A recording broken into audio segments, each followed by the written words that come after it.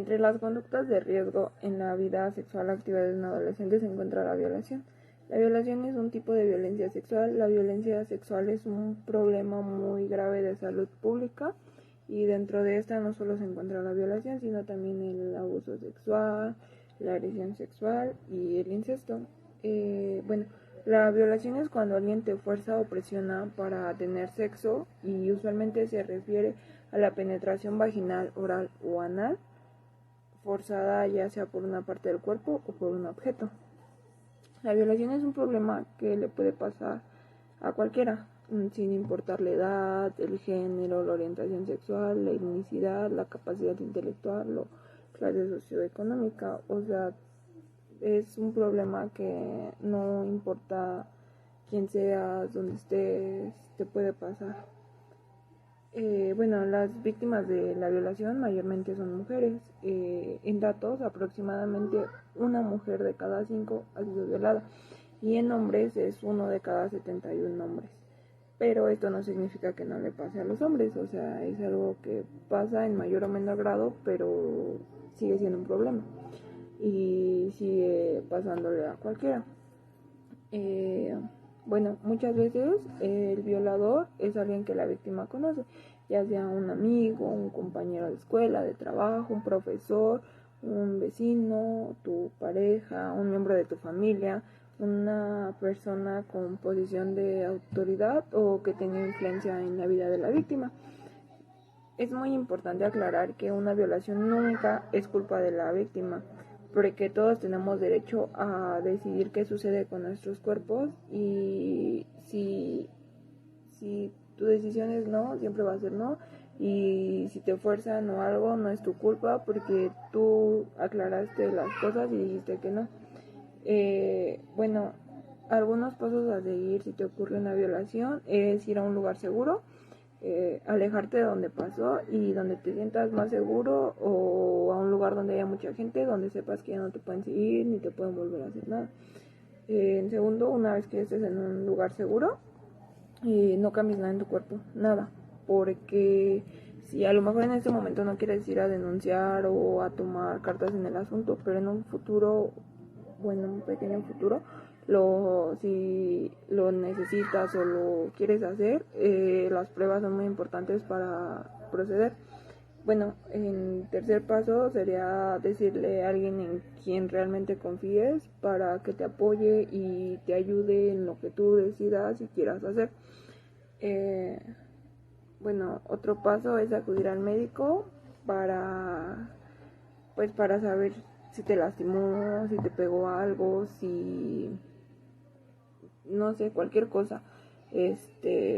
Si necesitas intervención médica, además de que para que tengan las pruebas de que pasó, y así, no sé, si tú quieres ir a denunciar, puedes llevar esas pruebas para que pues proceda jurídicamente.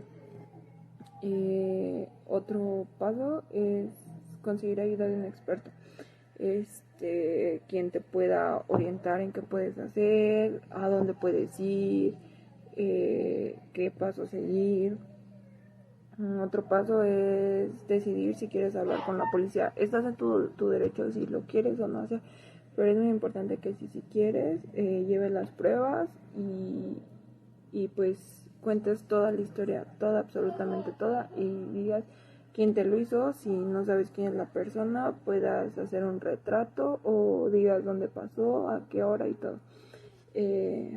Por último paso, es importante recordar que todo lo sucedido no es tu culpa.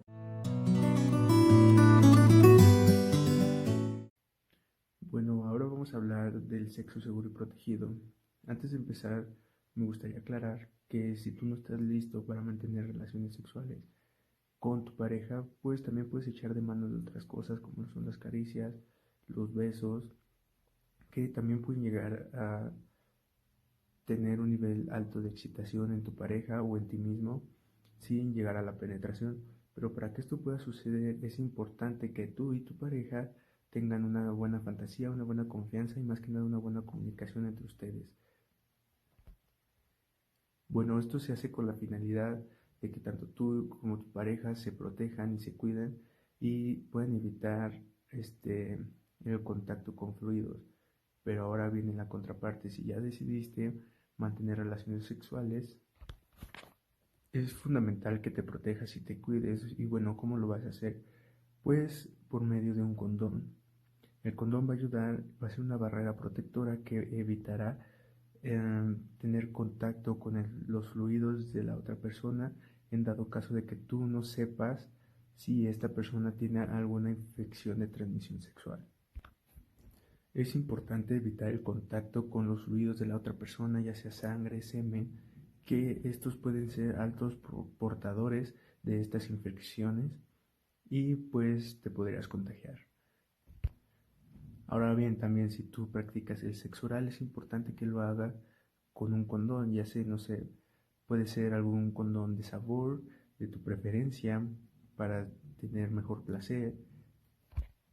Y pues al momento de la penetración, el condón no simplemente evitará el hecho de que te puedas contagiar de alguna infección, sino también puede evitar embarazos no deseados. Pero es importante tener en cuenta que este método no tiene el 100% de eficacia, por lo cual hay que tener aún más cuidado de estarlo checando constantemente al momento de la penetración. También es de suma importancia tener en cuenta con la persona que se tiene relaciones sexuales, pues existe un acto de promiscuidad que muchas de las personas llevan a cabo. Entonces esas personas promiscuas tienen un mayor nivel de probabilidad de contraer algunas de estas infecciones. Entonces, pues no es responsabilidad de nadie más de que tú mismo, de que tengas precaución al momento de tener estas relaciones, y si no estás lista, pues nadie te puede obligar a tenerlas. Hoy os voy a hablar sobre las infecciones de transmisión sexual. ¿Qué es una infección de transmisión sexual?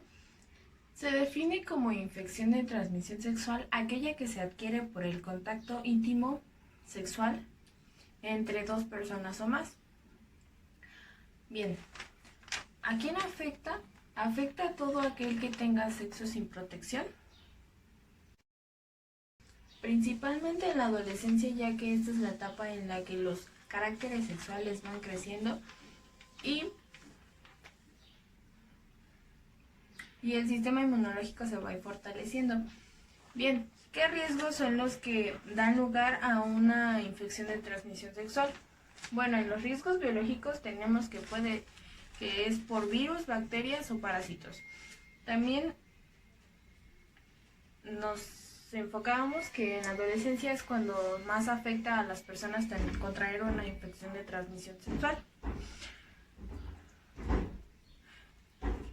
Y principalmente las infecciones de transmisión sexual se dan en las mujeres, ya que existe más tejido en el que se pueda depositar el tejido, el agente patológico. Bien, en los factores sociales tenemos que una persona que es sexualmente activa y tiene más de una pareja sexual hace más efectiva una infección de transmisión sexual. El no usar preservativo también es un riesgo, y la falta de comunicación sobre este tema de los padres con los adolescentes, y el mismo adolescente que tiene relaciones sexuales con la otra persona, si no tiene comunicación sobre cuántas veces ha tenido relaciones sexuales y si se ha checado, pues también afecta para dar lugar a una infección de transmisión sexual. Bien, ¿cuáles son las principales infecciones de transmisión sexual? Las principales infecciones se clasifican en curables y no curables. En las curables tenemos la sífilis, la gonorrea, las ladillas y la tricomonía y la clamidia. En las no curables tenemos al VIH-Sida. El VIH-Sida es el virus de inmunodeficiencia humana y cuando pasa a segunda etapa se le llama SIDA. la hepatitis B y el herpes genital. Bien, ¿cómo se contraen estas infecciones? Principalmente se contraen por el contacto sexual, ya sea genital, bucogenital o anal. Otra causa pueden ser los fluidos corporales, ya sea el semen o el flujo vaginal, el no usar preservativo y la sangre. La sangre más que nada se contrae en los objetos punzocortantes que ya están contaminados y es más que nada en el VIH y en la hepatitis B. Bien, ¿cuáles son los síntomas de estas enfermedades? Bueno, en las mujeres los principales síntomas es el flujo anormal vaginal y ya sea con olor o sin olor desagradable. Las llagas, ronchas o ampollas, ya sea en los órganos sexuales, en el ano o en la vagina. Y el dolor de la pelvis, ya sea también en el área del ombligo o cerca de los órganos sexuales. La picazón,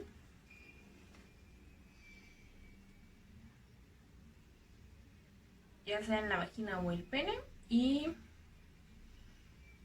el ardor al orinar o al defecar. También en las mujeres, en los sangrados anormales, que no sean en la menstruación o después de tener una relación sexual, o ya sea el caso que también cuando estén menstruando sea mucho el flujo, el sangrado. Ese también puede ser un síntoma de tener una infección de transmisión sexual. Bien, ¿cuál es el tratamiento que se da ante una infección de transmisión sexual? Bueno, en las infecciones que son curables tenemos que se dan antibióticos más que nada para que se mate el virus o los parásitos que se depositaron en nuestro organismo. Y en las infecciones que no son curables, pues solo existe un tratamiento para sobrellevar esta enfermedad. Y más que nada son medicamentos antivíricos. Bueno, por último, ¿qué prevenciones podemos tomar para que no haya infecciones de transmisión sexual? Bueno, más que nada sería el evitar el contacto sexual con las personas de cualquier modo, teniendo una relación sexual o haciendo sexo oral o así. También otra sería tener higiene en las partes íntimas del cuerpo. Hacerse pruebas frecuentemente después de una relación sexual y el uso de preservativo cuando se tiene relaciones sexuales.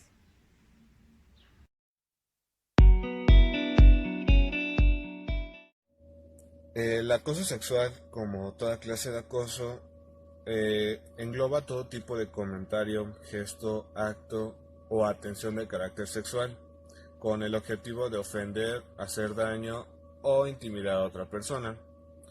Este se centra en cosas como aspectos de la persona, las partes de su cuerpo o su orientación sexual. Puede ser de tipo verbal, como hacer comentarios, chistes groseros sobre alguien. También puede ser de mensajes de texto, cartas, notas o videos inapropiados, e incluso puede llegar a ser físico. El acoso sexual le puede pasar a cualquier persona, nadie está exento, ya sea hombre o mujer. El más común es que un hombre acose a una mujer, pero ha dado casos de que una mujer acose a un hombre, o de la misma manera un hombre puede acosar a un hombre y una mujer a una mujer. Esto no limita tampoco a las edades, pues los adultos acosan a jóvenes y viceversa, pero esto es muy poco común. La mayor parte del tiempo, el acoso sexual que viven los adolescentes procede de las mismas edades. El acoso sexual abarca desde bromas, comentarios o gestos de carácter sexual, difundir rumores sexuales sobre alguien, ya sea en persona, por escrito, teléfono o actualmente el internet. También mostrar videos o imágenes sexuales sobre otra persona, hacer propósitos de carácter sexual a otra persona, como tocar, manosear o pellizcar a otra persona de forma deliberada. Estirar de las prendas de vestir de otra persona o restregarse contra su cuerpo de forma sexual. Si crees que estás sufriendo de acoso sexual, no hay por qué echarse la culpa, para nada. Los acosadores pueden ser sumamente manipuladores, pues ellos culpan a la víctima. Hay muchas formas de responder al acoso, ya que estas situaciones varían mucho. Suele ser útil empezar hablando con el acosador, diciéndole que pare, para hacerle saber que este comportamiento no es nada adecuado para relacionarse contigo. A veces con esto basta, pero muy pocas veces funciona. Es probable que se ría y siga acosándote.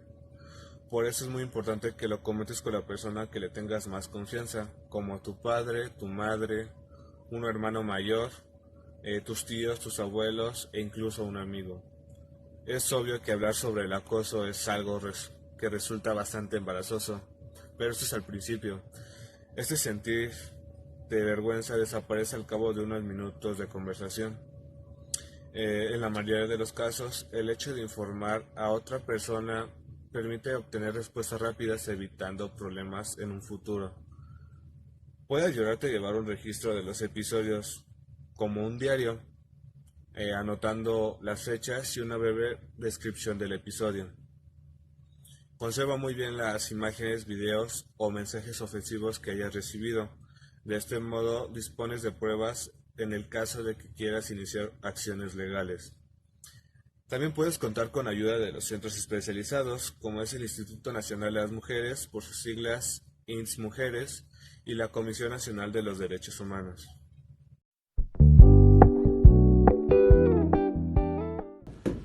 Hola, a mí me tocó hablar sobre el embarazo inesperado.